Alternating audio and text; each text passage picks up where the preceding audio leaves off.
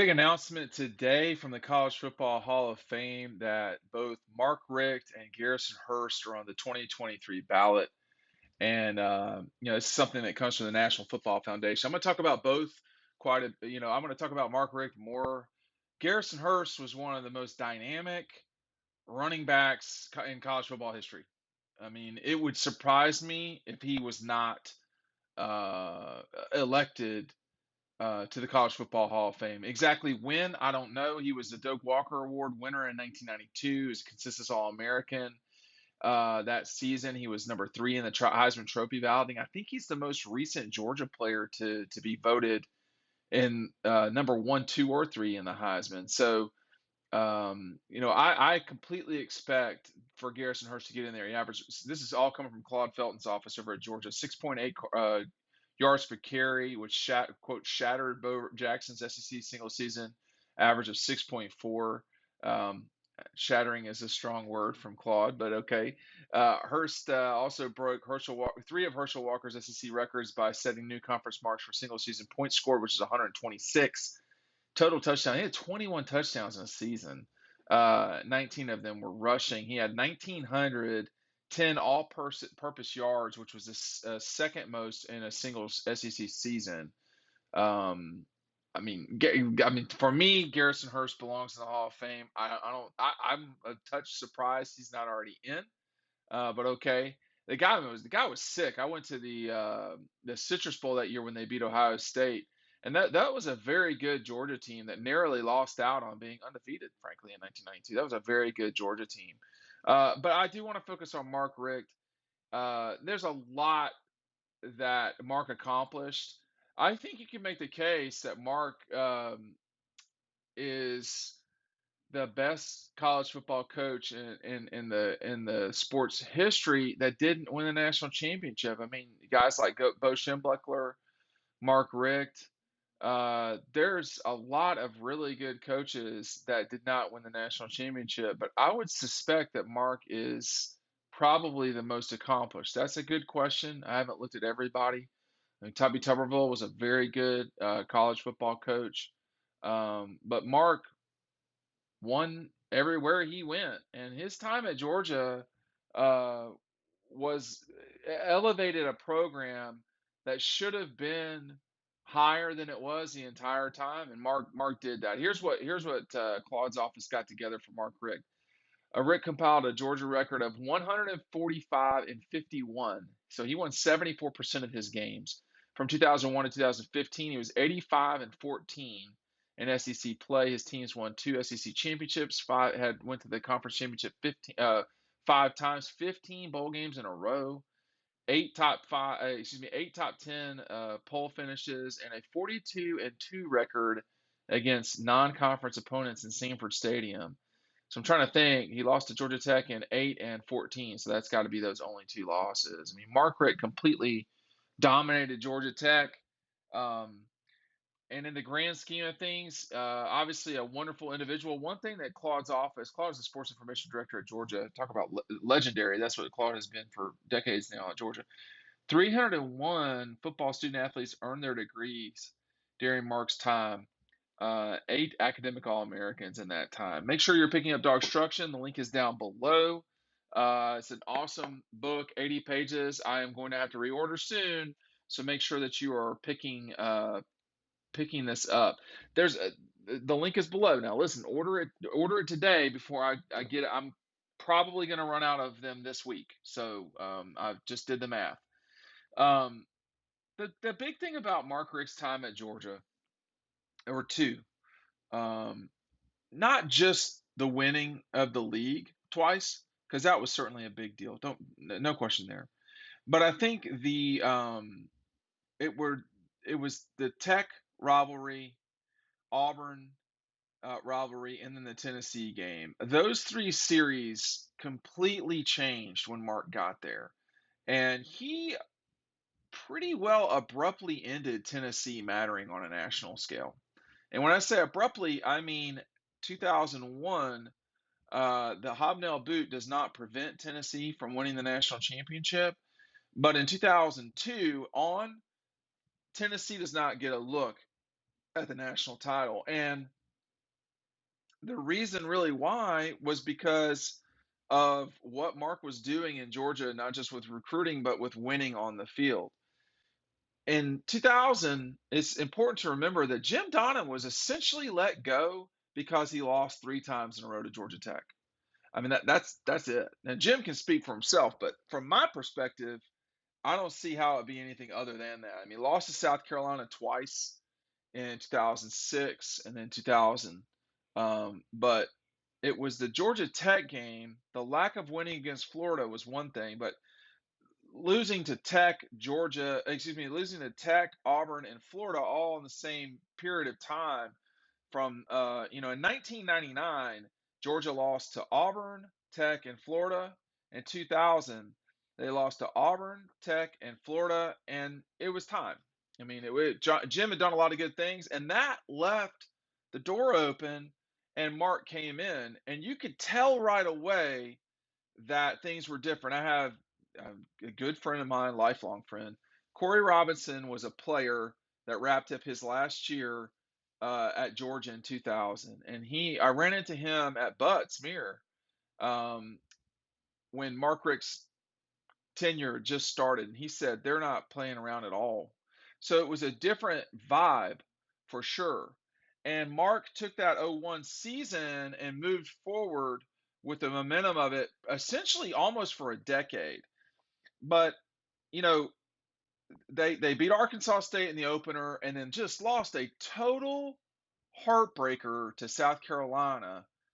And then 2 days later, 9/11 hit. All right. And not just college football changed, the whole world changed. DJ Shockley didn't play against Houston later that week because there was no Houston game. And then they beat Arkansas. And then a week later, Hobnail Boot and everybody at Georgia sold. This guy is ready. He knows what he's doing because Tennessee was a national power that year. I mean, they had 2 losses: one to Mark Richt at home, one to Nick Saban in the SEC championship game. A total upset. They'd have played for the national championship that year against Miami. I can't remember that very well, but that was for them to play for the national championship. They lost. They got shocked by LSU and Nick Saban. And then Mark followed that up with winning the championship in '02. And by then, I was covering the team. So at '02 with David and David, you had John Stinchcomb. I mean, that team was loaded. And then a season later in '03, they were not very good offensively, but go back to Atlanta losing a tight one to LSU down in Baton Rouge. That game was a classic, man. Tyson Browning taking that ball the distance. But they were just totally outgunned in Atlanta. Justin Vincent with 200 yards or something like that in that game. And then '04, Tennessee strikes Georgia and beats them. Should have never happened. That was a week after the LSU game where they stomped Nick Saban and Georgia and company stomped Nick Saban's brains in Athens, playing one-on-one coverage. Reggie Brown, Fred Gibson, David Green, they were electric. It was an electric day. And then a week later, they lost to Tennessee. And that was really Fulmer's last stand, frankly. And the 7 team was good too, but the 4 team, and then really a lot of Mark's time was and this is my wheelhouse. I know this era of Georgia very well from 2000, from 1995 until today. I know it in a way I think a lot of people don't. I don't mean that bad, but Mark's time at Georgia there were essentially 4 games.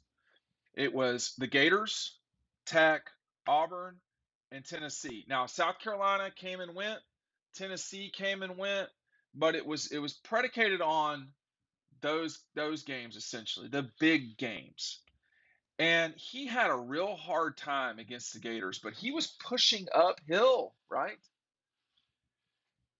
His call in 2011 to go for it on that 4th down with Aaron, and I can't recall who he hit.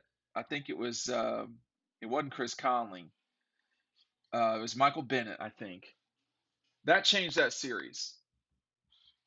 Georgia Florida has not been the same since 2011. Don't believe me? Just go look at the records. Now Urban Meyer left, yeah, but Mark's teams went down there ready to fight in 11, 12, and 13. The decisions he made in 15 cost him his job, cost him the ability to win the East in 15. That they didn't win it in 14, was not good. But Sony, Nick, they were at Georgia because of Mark Richt. And there was Kirby completely gets credit and deserves credit and everything. I mean, there's no doubt about it for the 2017 season. And Kirby inherited a mature program because of Mark Richt. But if you just look at that period of time, that 15 years that Mark was at Georgia, they were always a threat to win the league. I mean, in 2010 they were not. I think it turned out in 2009 they were not. But honestly, every other year except those couple, they either beat the best team in the East, which was in won 14, 13. They beat the best team in the East, or they were the best team in the East, like the other 5 times. So that's 8 of his 15 seasons where they were either the best team or beat the best team. I mean, you talk about the 6 Florida team, clearly better than Georgia. 8 Florida team, clearly better than Georgia. I'm skipping a lot of games here, but the 7 Florida game was a moment in time from Jacksonville to New Orleans where Georgia hit an apex. And really it was from Jacksonville to Arizona State that if that were a season, they would have won the national championship. But that's not how it works. And, guys catch balls when, they're laying on the ground because it's what you do. It's a habit. And everybody will remember what didn't happen when Mark was there, which was a national championship. But I remember everything. I remember them going to Arkansas in 2014 after Todd got suspended, and I mean, there was, or Missouri, excuse me, and then Arkansas. That Georgia team was in real peril right there at that moment. I mean, they had to win that game. They had already lost to South Carolina. And they went there and they punked Missouri, and that was because of Mark Richt. Um, you think about the 11 Florida game, the 11 Auburn game. These were monumental wins. The 12 Florida win, the win over Nick Saban in Alabama in 7. A lot of I said 2007. You had wins over, Florida, Alabama, the win over Auburn. Mark Richt did so much in his time at one of the premier schools in college football. The only thing he's missing is a national championship. That's it. And we cannot exclude people who didn't win the national championship because they didn't win the national championship. That's not what the Hall of Fame is about. You wouldn't have Dan Marino in the Hall of Fame if that were the case.